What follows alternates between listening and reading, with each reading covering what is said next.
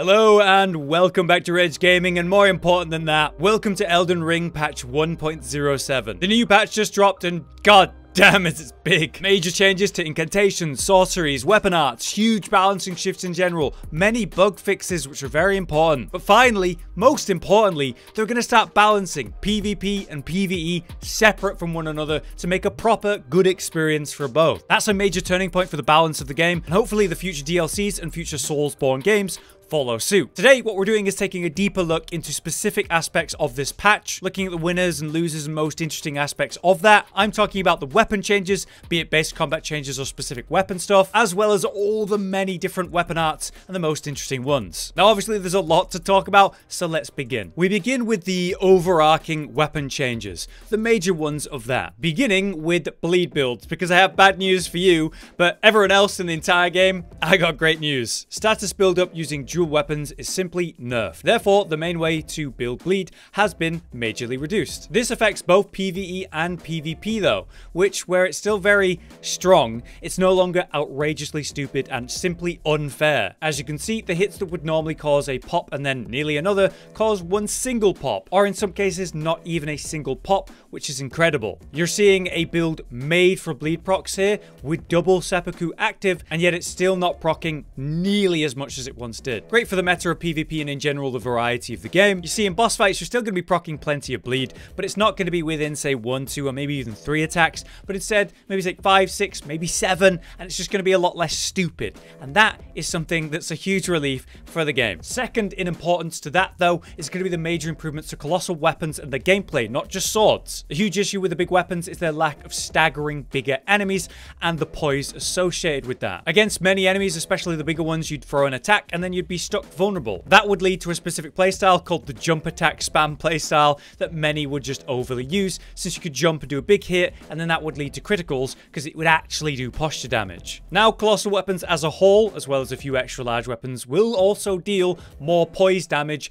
as a default. Enemies are going to be staggering way more than they used to. Take a look at Josh here, who's slapping me while I hold the big heavy shield with heavy armor equipped. He's casually pushing me backwards. I'm losing stamina every single hit. When he lands an actual blow on me, the stagger lasts longer. So basically, your big boy weapons are going to feel much more weighty and dangerous in terms of the posture and poise they can do. With poise being changed in this patch in a major way, you know, armor's actually giving us lots of protection now. Instead of just the heaviest ones, most armor, except for some specific ones, are giving you a lot more poise than before. So you can see as I trade attacks with these big weapons, the attack actually goes through because I'm wearing like a bit of armor that protects me. Finally! On another hand of the colossal weapons, let's talk about colossal swords, which are going to play a bit more like they used to in the Soulsborne series in general. Their moveset has been improved at the cost of recovery speed after an attack. So you'll throw a blowout, it'll stagger the enemy, great, but if you miss, you're left a bit more vulnerable for longer, you're exposed. Most importantly though for colossal swords is the change to that annoying crouch poke spam that's just a nightmare to deal with in PvP. That is finally nerfed. Their nerf was by reducing the speed at which it comes out, which is very noticeable, especially after a roll more than a crouch. The hit detection of it is worse as well, so it means you're going to have an easier time avoiding someone trying to hit you with it because, yeah, it's got a smaller hitbox. A very big, very important change for the playstyle of this weapon type. Pokes are still clearly handy, as you can see, but not the basis of all Colossal Sword gameplay, which is great news because it was silly strong and kind of forced you to do only that. In reference to shields, they've changed a bit too, making interesting changes to the guard boost buffs, for example, the various ones that raise your guard. Now, if a shield has lower guard from base, it'll benefit more from these buffs, but a shield that has higher base guard, like a great shield here, that has high guard, so you receive less of a boost from those, making them less worth using. It sort of brings them closer to a middle point. Specifically, the fingerprint stone shield here, that guard was made weaker, specifically. It was rather outrageous, that build in general. They even targeted this weapon for the Ash of War, the shield crash, reducing the status build-up that it actually has. However, I don't know about you, but I still think this looks a little bit broken and still one of the strongest builds in the game. The difference here is that Madness proc isn't happening with the shield crash, which is what it would do before, but you are still seeing a bleed pop, and therefore loads of damage. It's nerfed, it's weaker, but it's still very strong. That's my official review of the Fingerprint Stone Shield. On the topic of shields and guarding, Weirdly, various curved weapons have been improved in their unique aspect to pierce guard. So yeah, they've basically made it so that's more effective than it was before. You know, sickles, shotels, scythes, and otherwise, they'll now be able to penetrate blocks more noticeably, so you won't be bouncing as much, especially with heavy attacks. And you can see that it's kind of just doing the full damage nearly through a shield block, which is nice, but I'm not sure it's enough to get people to use, say, like shotels. They're just not great. Another aspect of this was the two talismans, the Great Shield and Hammer, which will be a bit better. The effects are improved now. Great Shield gives you a better guard boost when using it, so potentially worth using with shields, and then the Hammer will increase the stamina damage you do even more against enemies blocking it. Still, probably not going to see much use. Overall, for a PvP change, stamina damage and poise damage has been increased. Almost every weapon's attack, unless ranged specifically, will deal more stamina damage. So when someone's blocking, you'll actually deal that stamina damage to a noticeable level compared to just nothing before. There's also more poise damage unless you're using a ranged weapon or weapon skill. That's what's leading to the longer staggers we're seeing, and the ability to get through even the strongest guards. To me, it seems like they've limited turtle-style players behind shields, but interestingly, I just never see these in PvP. Like 1 in 50 invasions or duels, I'll see someone using a shield, so I don't know why they've gone so hard on it. Most importantly for PvP changes, though, is the fact that weapon arts and Ashes of War, just overall for PvP, have been reduced in their damage. They're meant to be dealing less damage, leading to the less 1 or 2 shots. That's a good thing for the meta of the PvP, but I don't know if that's what they've actually achieved. Specifically, so many weapon arts have been buffed to counterbalance the fact that that overall nerf has happened. And so we're still seeing one-shots. Maybe it's less now, but further testing needs to be done. But that's it for the sort of main details of the weapons equipment of 1.07. Let's talk about the wall of weapon art changes in specific. We're going to talk about the main ones. Like I say, I think this is so that each individual buff to these Ashes of War have put them at more of a normal level to counter that overall damage nerf. More interestingly, many of them have actually had their animations made quicker, which is going to be very nice in general.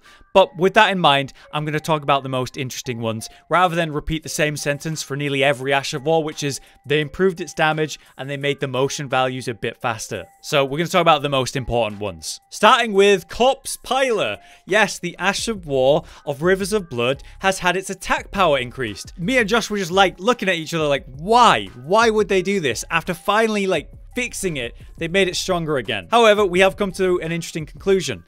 Due to the changes in poise of armor, you can now roll out of a Corpse Piler without any issue. Even after taking the first hit, you can just roll out. Not a big deal. The bleed buildup is less, and the damage of Corpse Piler itself is not that high. It's only when you land with the sword and Corpse Piler at the same time, but it's basically not instant death to be hit by any part of this anymore, so that's good. Then we have Seppuku, which is very much nerfed. They've increased the damage you take when you use it, when you stab yourself.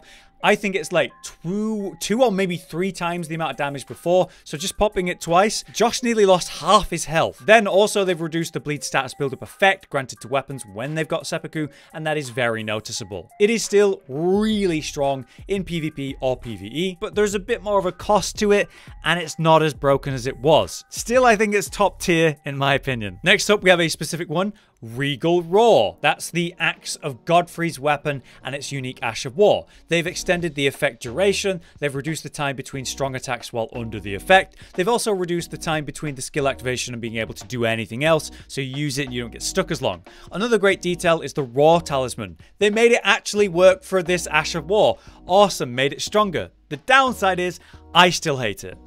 When you do the Ash of War and then do the follow-up unique heavy attack, that is way quicker and noticeable. It's pretty good. However, when you've got the sort of Warcry effect on and then you're doing a unique heavy attack, that's still slow as hell. Don't really know why they didn't improve that nearly as much as the Ash of War one. It feels terrible. Now, colossal weapons have been buffed in general, so maybe this is more relevant and viable, but I still didn't really like it. Here's a cool one. Destined death effects have been increased in various ways.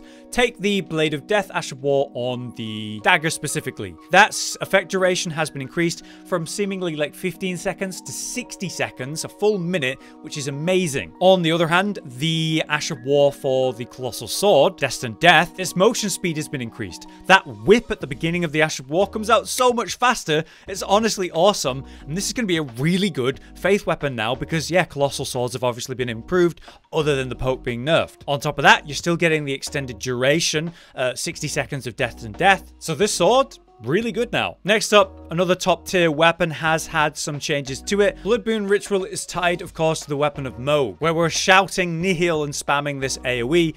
That damage is crazy. The blood buildup, the range of it, obviously insane. What they've done is they've reduced the range of that animation, so the circle that it affects is smaller, though the damage is still the same and unchanged. As we were testing with Josh, you can see the sort of red circle of range. As soon as he steps into it, it's taking that damage. It's still very good. It's just not as big of an area. I think this is still a very good weapon then. Now let's talk poison. Very exciting, guys. Poison, with these two Ashes of War I'm about to speak of, has been greatly increased. Default poison seems stronger. Poison Moth Flight is this sort of swipe where you do poison with the slash. It's honestly good, does good damage. They made it quicker, it feels like. The details of this, though, are that poison status buildup and its power against poisoned enemies has been increased. So if they're poisoned, this is better. You can cause poison faster, and the duration of the poison and how much damage it actually does has also been improved. It seriously looks like it's chunking Josh out here. It looks like Scarlet Rot almost. Imagine that with Scarlet Rot, that's gonna burn health. So this is really exciting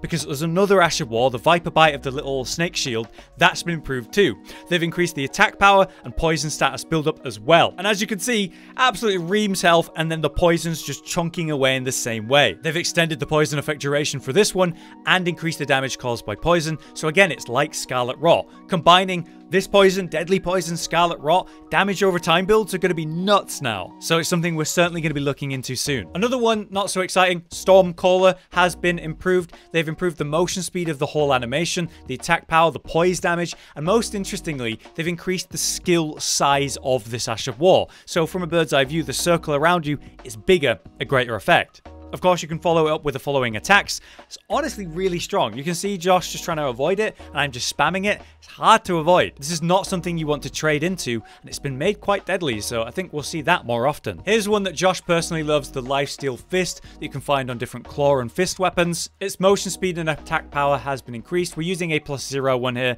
so don't really look at the damage numbers. It's not going to be great. But the most important thing is how quickly it comes out and the attack range being improved against players. So you're able to connect and catch people a lot easier, and then also the speed at which it comes out is so much faster. It's possible to suddenly swap to this and throw it out and catch someone, especially if they're out of stamina, compared to it just being impossible before and more of a gimmick surprise attack instead of an invasion. Nice to see this. But now let's talk about Warcry. We did talk about the unique one, Regal Roar. Well, Warcry is more of the universal one, improving your AR when you use it and then giving you a new sort of special heavy attack depending on what weapon you're using. That was often awesome, and we saw speedrunners making use of this in interesting ways. Now its effect duration is greater, so you get that buff for longer. The delay after you use it is reduced, so better recovery time. But that strong attack, that unique heavy attack, has been improved for all the weapons that use it. So straight swords, curved swords, katana, axes, hammers, flails, spears, great spears, halberds, reapers,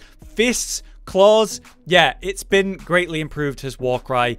Is it good though? Something to test, but the poise scenario, the hyper armor it gives, even when Josh is using a heavy poise weapon like a greatsword or colossal weapon, I am just ignoring it while wearing cloth armor.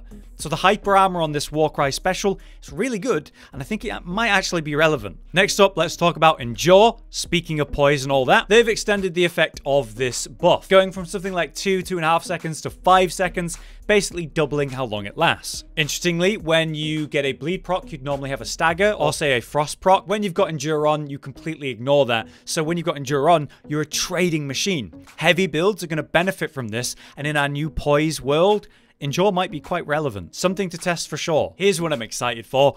Golden Tempering. You know, the weapons you get by defeating that, the Scion you fight at the very beginning of the game, or you can go back and fight. Golden Tempering is the Ash of War on those straight swords, and it buffs them up with this holy magic attack, giving them a unique heavy attack where you stab loads of times just like the enemy itself. They have changed this in a bunch of ways. They've added a timing for you to interrupt that long channel attack so you can get out of it quicker, rolling out of it much sooner. The motion speed is faster, so the whole thing is quicker, better poise damage at that, and it's going to chunk through those that are blocking their stamina. Also, the buff itself lasts way longer, which is awesome, and when you activate it, you're not stuck in the animation nearly as long. So it's been buffed across the board, and I really think it could be very good. Consecutive strikes, improving channeled attacks, this could be a powerhouse in PvE, something we're looking forward to testing. Last but not least, for most interesting Ashes of War that have been changed, I want to mention Spectral Lance, that long magical throw that you can do. They've increased the attack power of that, but also reduced the long range damage fall off. It is now doing, I would say, about double the damage it was doing before, making it still not that relevant, but useful against certain enemies, such as these dragons that have critical weakness spots, or trolls, or any big enemy. If you hit them in the face or like weak spots, which you can target, it'll stun them. So this Ash of War is actually legit for that, and you can see I can 100-0 kill these dragons, no contest, no problem, by just spamming this thrown lance. It's honestly not bad, but is it relevant? I'm not sure. Those are the major ones I wanted to talk about, the ones that I picked out from looking through every single change and thinking, oh, that sounds interesting, because now there's just this massive list of Ashes of War that, like I said, attack power and the speed of the animations, they're better. The most interesting aspect of that is how they're made quicker, because the attack power buffs, that's to counteract the nerfs all Ashes of War have had. Therefore, I really don't think you guys need me or want me to say that 100 times for all those Ashes of War. We will be experimenting, learning what's good, and doing lots of build videos soon. But there you have it. That is my overview and look at the weapon changes of 1.07. Over the next few weeks and a while, I'm sure, I'm going to be doing tons of builds, all to do with the new weapons, the new changes, what works now, what's meta, and getting an understanding of what the current best weapons and playstyles actually are. So look forward to that on the channel. It's a very exciting time for a big meta shift update like this one. If you've enjoyed the video though, do drop a like on it so we can keep making more content like this for you in the future. But for now, I've been Hollow, you've been you. Thanks so much for watching, and we'll see you next time. Josh, Cotton, and Hollow with the videos, dropping the humor like a hammer on your tippy toes, bringing entertainment on a daily arrangement to take our insanity and turn it into entertainment. Yes, I said entertainment twice, to reiterate that it is nice to look into your faces on a mostly daily basis when you let us in your homes to make the whole world a stage. Goodbye.